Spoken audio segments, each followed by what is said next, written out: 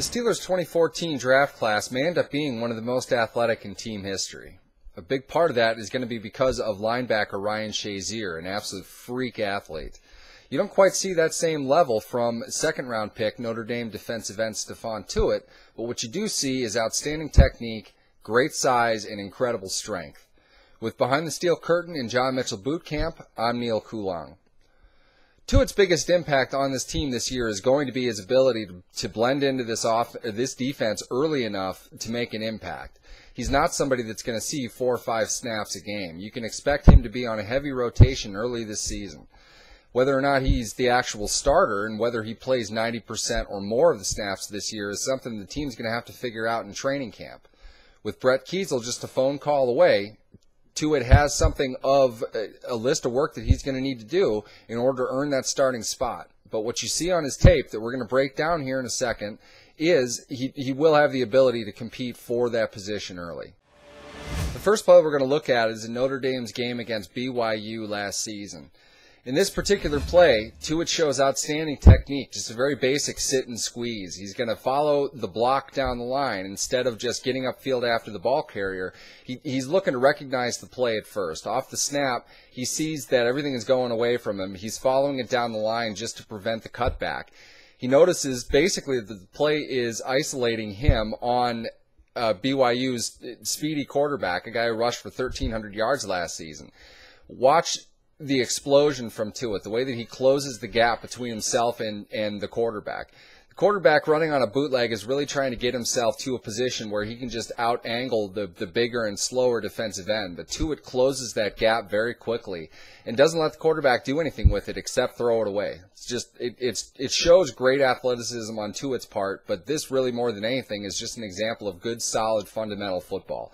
This is what the Steelers' defensive ends do, and this is a big part of the reason why the Steelers drafted Tuitt in the second round.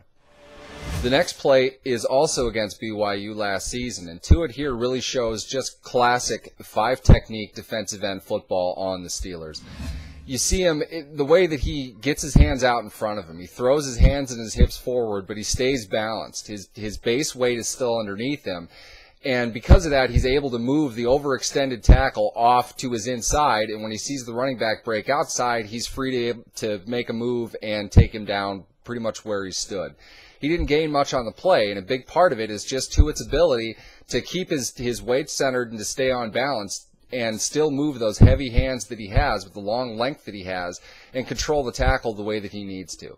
He isn't giving up any ground by not pushing forward. He's staying right where he is, and he maintains all of his strength right ahead of him. The tackle really can't do anything with him in terms of driving him off the ball. Tuitt's going to keep him right there. He sees the running back make a move. He just sheds the tackle and is able to make the play. That's great football, and this is really what John Mitchell teaches the defensive ends of the Steelers to do. We've talked about Tuitt's technique. We've seen his strength, and we see what he can do on the field in terms of controlling a blocker and making plays along the defensive line. Watching him show his agility and his quickness, it really takes you to a new level of appreciation for the kind of player that he can become. In this clip here, this is against Arizona State. He's going to run what's known as a tackle end stunt, which simply described is the tackle and the outside end are going to stunt around each other, looking to confuse the offensive line and open one of them up to get after the quarterback. You see the inside guy cutting down onto the guy that's supposed to be blocking Tuitt. And really what's key about this play is just watch how tightly and crisply Tuitt's able to lower his shoulder and really bend around that tackle to get in toward the quarterback. Now, granted, in this play, he doesn't make the sack, but the best players are the ones that are going to be able to dip that shoulder and really get low around that end and just explode into the turn and accelerate. He does a great job of that on this play, and it's obviously a successful play for Notre Dame, and if Tuitt is able to run this play in particular, he's going to get on the field very early. This is something the Steelers' defensive ends do quite often when they have the defensive ends at a level of athleticism that they can make this move. I would expect the Steelers to run this quite a bit if Tuitt's in there, and it's something that probably will work to a pretty good level in this season. The Steelers left the locker usually held by ex-defensive end Brett Kiesel, the one next to Ben Roethlisberger, open for a reason. They didn't issue the number 99 either. All of these things strongly and obviously suggest the Steelers have not closed the door on a return of Kiesel, perhaps at some point during training camp. Such a move would only make sense. He's a veteran, he knows how to prepare himself, and doesn't exactly need to be a part of the team's day-to-day to get himself ready to play this season.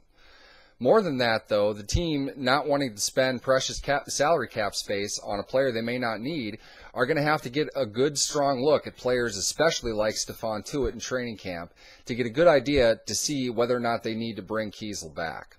That's up in the air, and I'd say it's probably about a 50-50 bet right now whether Kiesel will come back. But Tuitt may be this team's starter over the second half of the season, if not earlier.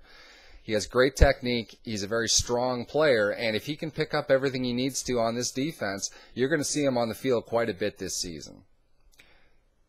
With Behind the Steel Curtain, this has been John Mitchell Bootcamp. I'm Neal Coolong.